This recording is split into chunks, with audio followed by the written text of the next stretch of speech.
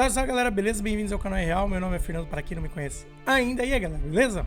Galera, é o seguinte, antes de qualquer coisa, eu quero deixar algumas coisas claras. Vocês viram o título aí, Hitler não reencarnou por quê? E aqui eu vou explicar para vocês dentro da minha opinião, dentro da visão espírita, que é a minha crença. Tá? Então eu vou deixar alguns recados. Primeiro, é a minha crença, então eu vou falar sobre ela, o que eu acredito dentro dela, tá bom? Se você não acredita, não tem problema. Todo mundo tem a condição e o direito de pensar diferente. Isso é fato, tá bom? Mas eu vou expor aqui a minha opinião dentro daquilo que eu acredito, beleza? Bom, e tem outro detalhe. E também não estou aqui para criticar a crença de ninguém para poder... E outra coisa, não estou aqui para criticar a crença de ninguém para credibilizar a minha crença. Eu não vou falar de religião X, Y, Z, mal das religiões, ou criticá-las para dar fundamento naquilo que eu acredito. É o que eu acredito e eu vou repassar e vou dividir isso com vocês, tá bom? É isso. Bom, todo mundo conhece Hitler, não preciso nem pincelar, não preciso ficar aqui falando sobre ele. Mas enfim, Hitler tirou a própria vida, né, para não pegarem ele, e ele desencarnou. Para onde foi Hitler? Hitler foi isolado. Ele foi isolado. Por que ele foi isolado? Primeiro, por que Hitler não ficou no umbral? Porque se ele ficasse no umbral, ele provavelmente ia fazer uma bagunça gigantesca naquele lugar. Porque aquele lugar já é complexo. Cheio de gente gritando, com problemas, com dificuldade para aceitar a situação, com dívidas a serem acertadas. Existe perseguição dentro do umbral. Pensa vocês que o umbral também não tem... beleza, vou ficar lá, vou ficar sofrendo e beleza. Não, existem espíritos dentro do umbral que ficam atormentando os outros que estão lá. Eles fazem como se fossem grupos. E eles ficam atacando as pessoas. Eles ficam açoitando, ficam maltratando, ficam batendo. É um lugar, assim, terrível. Ninguém quer ficar lá. Mas, obrigatoriamente, passamos por lá para acertar as nossas pendências, né? Assim como o Chico dizia. Nós empreendemos durante a encarnação e temos que pagar lá no umbral. Nós empreendemos no erro e vamos pagar lá no umbral, né? Isso que eu tô dizendo para vocês é de forma bem resumida, tá? Mas é para contextualizar o que eu quero explicar. Então, se Hitler, como um líder que foi na Alemanha, tivesse ido para o umbral, provavelmente ele faria uma espécie de revolução no umbral. Nossa, Fernando, mas que loucura! Como assim? Ele era um cara extremamente inteligente. Ele era um cara de uma oratória impecável. E era um cara que tinha um poder de oratória também muito grande. E também um poder de persuasão muito grande. Ele era o tipo do cara que ele ia chegar lá com a lábia dele e ele ia fazer uma bagunça naquele lugar. Tá? Então nem condições para ir para aquele lugar ele teria. Outra coisa também que poderia acontecer ali, ele também ser perseguido. Então ia virar o que já é difícil ia piorar muito mais. Tá? Então Hitler foi levado para outro lugar, para ficar em isolamento, pela quantidade de pessoas que ele tirou a vida. Eu não preciso nem dizer, mas foram milhões de pessoas que perderam a vida por causa dele, amando e desmando dele. Então ele é o tipo de espírito que ele não tem condições, assim que ele tirou a própria vida para piorar, ele não tem condições de convivência. Não digo hoje é outra conversa, mas quando ele desencarnou. Então ele foi retirado e foi levado para um lugar longe, isolado. Aí tem Gandhi. Gandhi, como que é o nome dele?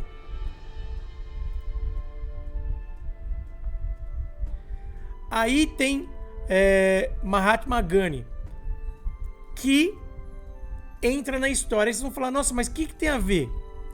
Quando Gandhi estava vivo, Hitler estava ali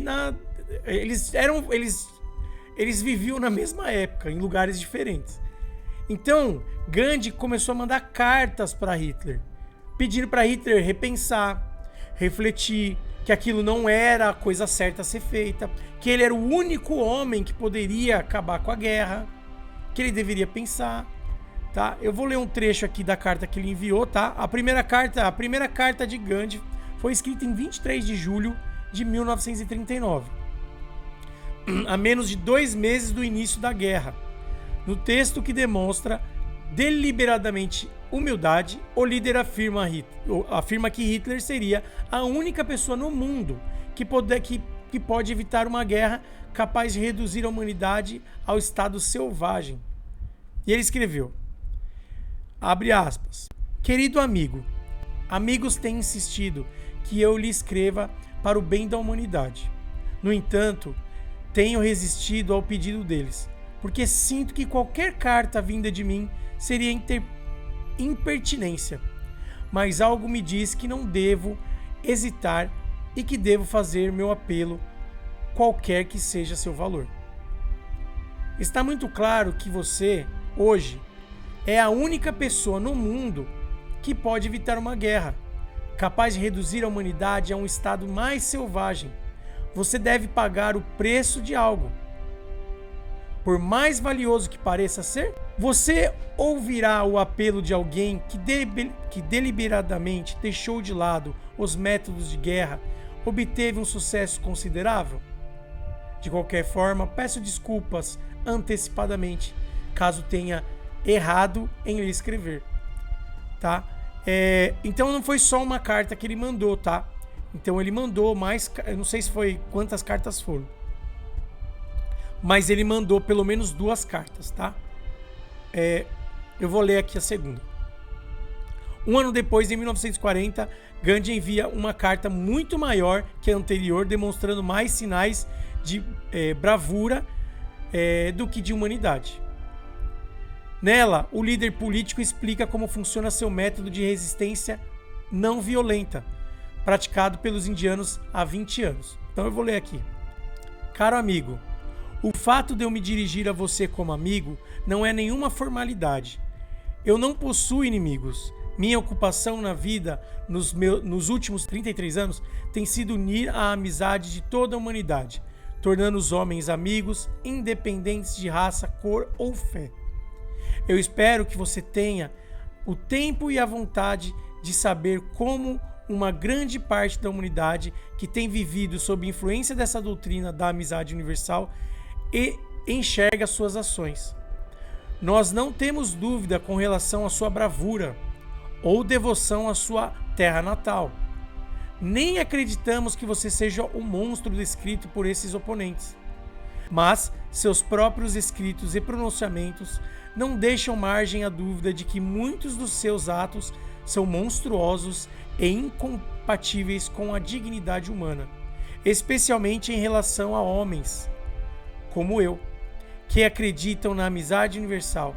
Isso pode ser visto na humilhação da Tchecoslováquia e no estu da Polônia e na destruição da Dinamarca.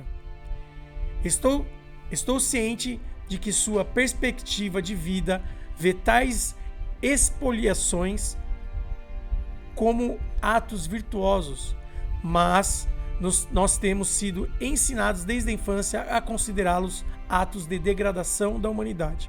Por isso, nós não podemos desejar sucesso aos seus empreendimentos. Contudo, nossa posição é única. Nós resistimos ao imperialismo britânico, que não é menor que o nazi. Se existe uma diferença, é no grau. 1/5 da humanidade está sob domínio britânico através de meios que não serão tolerados. Nossa resistência a isso não significa um mal ao povo britânico. Nós queremos convertê-los e não derrotá-los no campo de batalha. A nossa revolta contra o domínio britânico é desarmada, mas quer nós o convertamos ou não, nós estamos determinados a tomar o domínio deles, impossível através de cooperação não violenta. É um método indefensável em sua natureza. Ele se baseia no conhecimento de que nenhum espoliador pode chegar ao seu objetivo sem um certo grau de cooperação, determinação e compulsória da vítima. Nossos dominadores podem ter nossa terra e corpo, mas não nossas almas. Eles não podem ser os primeiros a destruir os indianos, homens, mulheres, crianças. É verdade que nossa revolta pode não se elevar àquele grau de heroísmo e que um grau razoável de medo pode desanimar. Mas esse argumento é irrelevante, pois se um número considerado de homens e mulheres na Índia estaria disposto a sacrificar suas vidas se ajoelhando diante dos espoliadores, eles mostrariam o caminho da liberdade através da tirania da violência. Eu peço que você acredite em mim quando digo que você encontrará um número inesperado de homens e mulheres dispostos a isso na Índia. Eles têm recebido esse tipo de treinamento pelos últimos 20 anos. Nós estamos tentando, desde a última metade desse século, nos livrar dos domínios britânicos. O movimento de independência nunca foi tão forte quanto agora. A organização política mais poderosa, o Congresso Nacional Indiano, está tentando chegar a esse objetivo. Nós alcançamos um nível de sucesso bem razoável através da não violência. Nós estamos buscando os meios certos para combater a violência mais organizada do mundo, que é representada pelo poder britânico. Você o desafiou, ainda falta saber qual é mais organizado. O alemão ou o britânico? Nós sabemos que o domínio britânico significa que nós e para as raças não europeias do mundo. Porém, nós nunca desejamos o fim do domínio britânico com o apoio da Alemanha. Nós encontramos na não violência uma forma que, se organizada, pode, sem dúvida, unir-se contra as forças mais violentas do mundo. Dentro da técnica da não violência, como eu disse, não existe a derrota. Trata-se de um viver ou morrer, sem matar ou ferir. Ela pode ser usada praticamente sem dinheiro e, obviamente, sem a ajuda da ciência da destruição, a qual você levou à perfeição. É incrível para mim que você não veja que isso é um monopólio de ninguém. Se não forem os britânicos, algum outro poder certamente vai aprimorar seus métodos e derrotá-lo com suas próprias armas. Você não está deixando nenhum legado que trará orgulho ao seu povo. Eles não podem encontrar orgulho em um recital de atos cruéis, por mais bem planejado que tenha sido. Portanto, eu apelo a você, em nome da humanidade, que pare a guerra. Você não vai perder nada levando todas as questões de disputa entre você e a Grã-Bretanha a um tribunal internacional de sua escolha. Se você tiver sucesso na guerra, isso não significa que você estará certo. Isso só irá apenas provar que o seu poder de destruição era maior, enquanto uma concessão dada pelo tribunal imparcial mostrará até onde humanamente possível qual parte estava certa. Você sabe, não muito tempo atrás eu fiz um apelo a todos os britânicos que aceitassem meu método de resistência não violenta. Eu fiz isso porque os britânicos me conhecem como um amigo, embora eu seja um rebelde. Eu sou um estranho para você e para seu povo. Não tenho coragem de fazer a você um apelo que fiz a todos os britânicos. Não que isso não chegaria a você com a mesma força que chegou a eles. No entanto, minha atual proposta é muito mais simples porque é muito mais prática e familiar. Nesta temporada, quando os corações dos povos da Europa anseiam por paz, nós suspendemos até mesmo nossa luta pacífica. É muito pedir a você que faça um esforço pela paz em um tempo que pode não significar nada para você pessoalmente, mas que deve significar muito para milhões cujo grito emudecido por paz eu escuto, pois meus ouvidos estão acostumados a escutar os milhões de mudos? Minha intenção é dirigir um apelo conjunto a você e ao Signor Mussolini, que tive o privilégio de conhecer quando estive em Roma durante minha visita à Inglaterra como representante da Round Table Conference. Eu espero que ele receba com as modificações necessárias. infelizmente, nenhum dos apelos foi levado a sério por oficiais nazistas, tá? Então, assim, é aí que entra a história de Gandhi, tá? Depois Gandhi morreu, né? E ele pediu para cuidar, para ser o mentor de Hitler, tá? Essa foi a forma que a espiritualidade encontrou de conectar eles, porque ele já estava tentando contato com Hitler, por isso tem essa conexão, não é do nada, entendeu? Não é do nada. E ele com seu trabalho de pacificação, de humildade e de reconhecimento que a paz é a melhor coisa para a humanidade, e sabedoria e tudo mais, e o conhecimento espiritual, porque ele era um espírito extremamente evoluído, ele pediu. E a espiritualidade achou por bem acontecer dessa forma. Tá? Esse é o ponto que eu queria falar para vocês de conexão. Aí eu explico para vocês por que ele não veio ainda. Porque vai demorar muito, gente. Porque, por exemplo, pode ser que lá onde ele está, que não vou entrar em detalhes, mas lá onde ele está, ele tenha ficado, vamos supor que 2000 anos lá. Ainda não deu 2000 anos, mas vamos supor que ele fique 2000 anos lá. É só um exemplo. Entendi, Gandhi, entendi. Vi onde eu errei, me arrependo.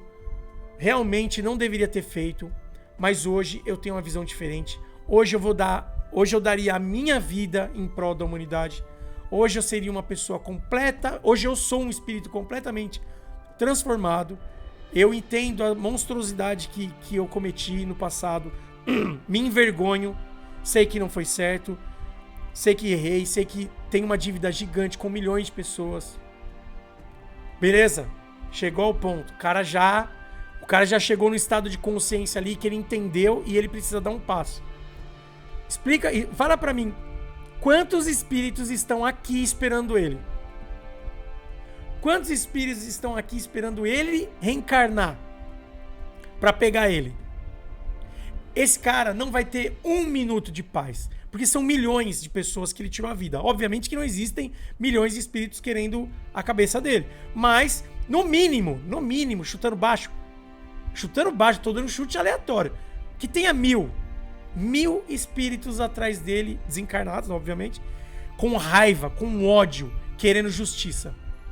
Vocês acham que esse cara vai ter condições de mostrar melhora, condições de trabalhar, condições de evoluir, condições de fazer diferente? Não vai, gente. Sem contar que muitos outros espíritos de baixa evolução, até mesmo que já acompanhavam ele encarnado, vão atrás dele para tentar fazer a cabeça dele de novo. Esse cara não vai ter sossego. Então, embora pareça, nossa, então ele tirou a sorte grande, ele tá tranquilão lá. Não, ele tá vivendo um umbral também, mas isolado. Porque ele tem muita coisa para resgatar, muita coisa. Então, uma forma de reencarnação normal que nós temos, ele não tem esse direito agora, ele não vai ter esse direito. Por isso que a espiritualidade separou ele e ele não vai reencarnar agora. Isso que eu estou dividindo com vocês é a minha crença. E vejam que em nenhum momento eu diminuí a crença de ninguém, eu toquei no nome da religião de ninguém para que vocês acreditem no que eu estou dizendo para vocês. Eu só estou dizendo aquilo que eu acredito dentro da doutrina espírita. Tá bom? Posso estar errado? Posso, mas é o que eu acredito. Tá bom? Espero que vocês tenham gostado do vídeo. Se você não for inscrito no canal, se inscreva. Não esquece de ativar o sininho. Comenta o que vocês acham, mesmo que você discorde. Eu não acredito. Mas seja educado, né? Usa o QI, pelo amor de Deus. E não esqueçam de curtir para ajudar a engajar o vídeo e levar essa visão, essa opinião a mais pessoas. Beleza? E você que é espírita, vamos divulgar a espiritualidade e o espiritismo. É isso aí, até a próxima. Fui.